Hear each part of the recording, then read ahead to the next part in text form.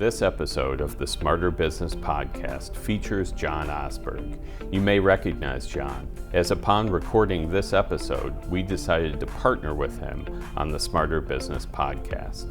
He now does the interviewing on a number of our episodes. John is the Director of Business Development at Hoffman Hanafin Associates LLC. And in this episode, we talk a lot about the importance of connections and how LinkedIn can help you build your network. On with the episode. And if you like what you hear, please subscribe wherever you're taking in this podcast. And please leave a comment. We're always looking for feedback, and it can also help people find the show.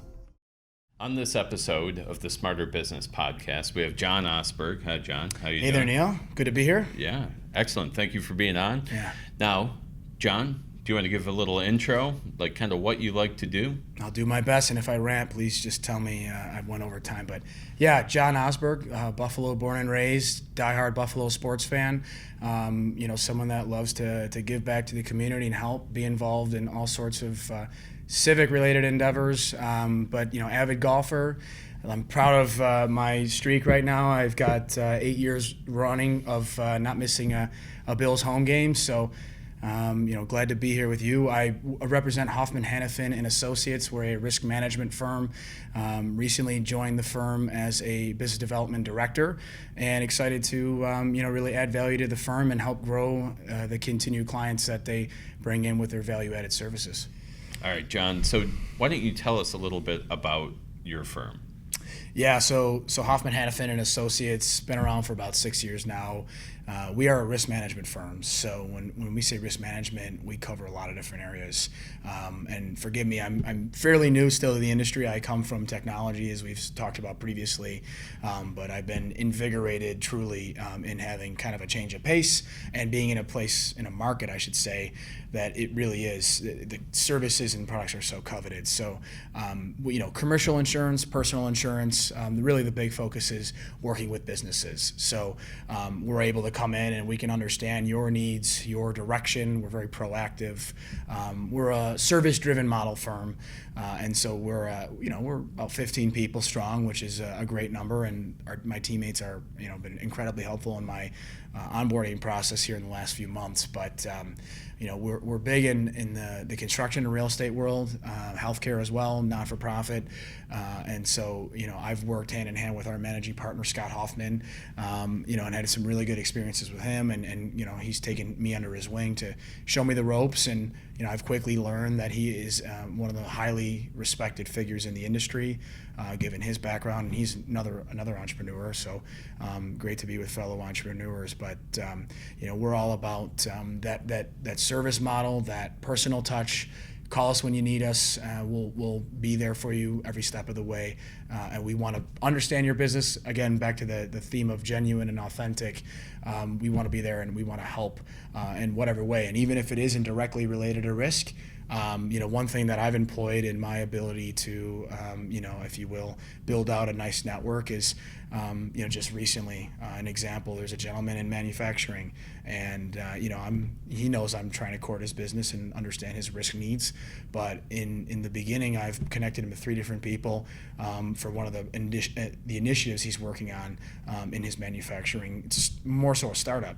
And so he's actually gotten some inroads built out of the connections I made, and then the rapport goes even higher. And so we're always there, client focused. Whether we can service or not, we're going to help you in one way or another. Excellent. So you covered personal and professional. Yeah, I think we're in pretty good shape both, there. Yeah. All right, so we're going to move on to, I wanted to talk a little bit about your career journey, right? You've had a number of interesting stops. Yeah. Do you want to kind of talk about what was interesting about it, how it got you to where you are today? Yeah, I'd love to. That'd be great. It's funny. I went to Niagara University locally, so shout out to my alma mater.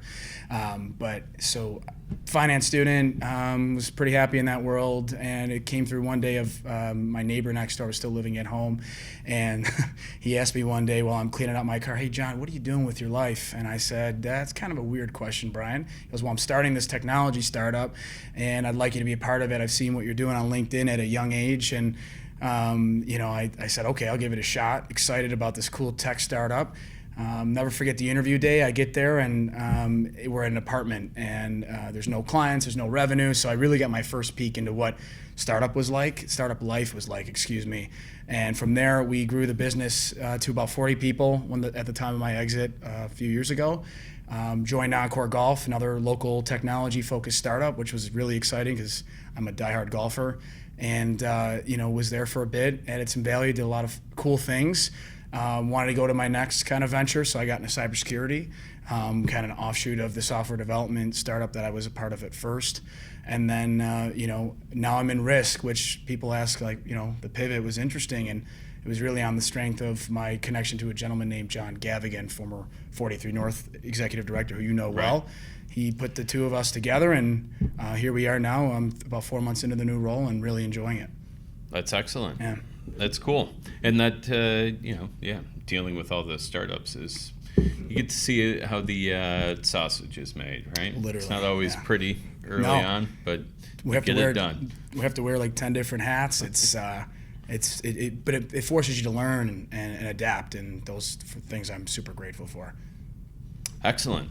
The next note I had here is, I know you're proud of your network, mm-hmm. right? And how many folks you've been able to connect, you've been able to kind of do business with based on just how many irons you have in the fire, I guess.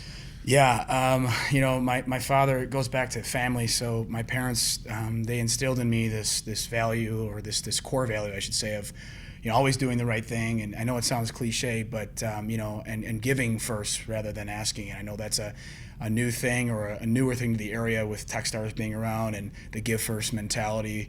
And so really since a young age, that's how I grew up. And for me, going back and just really just love to meet people. My dad would call me, he would say that I'd be the guy at the party with the lampshade on my head, because actually he's a psychologist. I should probably preface it with that. So he would categorize me in his psychoanalytical ways, which was a little bit fun as a kid. But just getting to know people, really genuinely connecting with them and asking them questions, and not trying to volunteer information about me, but first get to know them, what makes them tick, what they're excited about, and then finding ways to add value. And so obviously, right now where I'm 6-7 years into my career, and I've been fortunate to be part of startups which have done pretty well. It's put me on a stage where I'm able to, I hate this word, but leverage my platform in getting out there and getting messages across both business and civic. Yeah, and actually that's kind of what started, us getting together for this episode and mm-hmm. stuff, right? Like you had pushed out that you were planning on doing the podcast, and now you're here. Here we are, and so. You were the first to comment, and I'll never forget, your first comment was, do it. And I wrote back with, it sounds a lot like Nike, just do it. But obviously the just was not there. So I appreciated your, coming in, and then we messaged separately and lunch then, a week later, and got to thinking. And I'm so glad to be here and really grateful for the platform. So thanks. Yeah. Well, and that's easy advice to give, right? Yeah. Do it. Yeah. But it was impactful. Yeah. You're a man of few words, but they carry weight. They carry weight. Yeah, well, thank you for that. Yeah, you're welcome. It's true. So I'm going to tie this in with what you were saying about your network, and you have a great following on LinkedIn. So we try to tie these episodes in with a blog post when we can mm-hmm. that we have out there, and we have one on best practices for video marketing on LinkedIn. That was a good one. Yeah, I like that one. Thank you. Yeah, I'm not just saying that. It's got some good stuff in it. Yeah. But as such a LinkedIn expert, or somebody who's leveraging LinkedIn really well, right? Everybody's an expert or a guru on LinkedIn, but somebody who's actually doing it. Yeah. I wonder, can you talk on best practices or where you found success on that network? Yeah, that's a great question. So, and not to make this family oriented, but it goes back to about a decade ago where my dad told me to get on LinkedIn. Freshman in college, I started poking around, getting used to the platform. First thought it was Facebook, so I had about a 500-word essay in my summary about me loving fishing and golfing and all that. And I quickly found out that it's a much different platform than Facebook. But so getting on there and just connecting with people, in my business where you're meeting with somebody, I hop on there, do some due diligence on their background. What connections do we share, in similarity, and being able to talk about those then in meetings. As a sales, business development professional, it's a huge tool for the due diligence piece and staying in touch and pushing out great content. So I stepped back and said, okay, what are the 5 things that I really enjoy to do? What do I want to be known as an expert for, if you will? And one of them is the LinkedIn piece. So, being able to find relevant content, put a story behind it. Just recently put up a Tim Ferriss podcast about how to build a world-class network in record-setting time. And a lot of the things he spoke on resonated with me. So you put that out there, people appreciate it. There's some dialogue that goes back and forth, but just the visibility too, and staying engaged. Some people, they do a nice job for maybe a week or two, and then they drop off for 2-3 weeks, and then they lose that place, if you will. And I'm not an SEO guy, but someone that is putting out regular content, engaging with their audience, and the folks that they have in their network will then allow for them to build out a better profile, more visible profile. Yeah, absolutely. I guess that can tie back to a lot of marketing in general, right? Mm-hmm. You got to find that cadence that works, and you got to keep going with it. Mm-hmm. If you do the fits and stops, like it's never going to catch the way that you want it to. And sometimes you can almost, just to add to that, you can almost over share content or over engage. So I try to limit to maybe 1, maybe 2 posts a day. Mm-hmm. And I'm very methodical in how I post. And, again, without much of a tech, SEO background, there are things that I found that I'll have better viewership, better engagement. I'll receive a few phone calls from people saying, I saw you post that or that event. So there's, it's almost like I just kind of learned on the fly. Sure. But a firm like yours obviously could help with that. Yeah, a little more intuitive than maybe analytics based. Sure. But that works. I mean, if it's working, it's it could working. work better though, I think. So yeah. No, that's great though.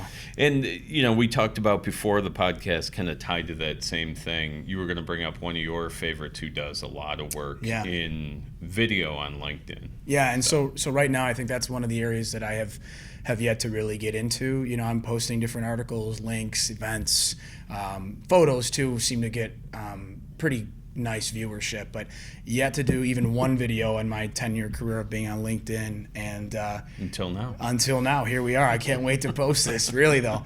And so there's a gentleman though that I look to. He's a business development absolute legend, 95,000 plus followers. Brian Burns is his name, and I don't know him personally, but we're connected, and I regularly consume his content. And so he'll do a 1 to 2 minute video, extremely engaging. He's got all the right pieces that are in the video itself with words and subtitles and all that fun stuff, and I get a ton of great insight / tips on how to be a better business development professional. So I really appreciate it. So big shout out to Brian Burns on that for doing a great job and being inspiring.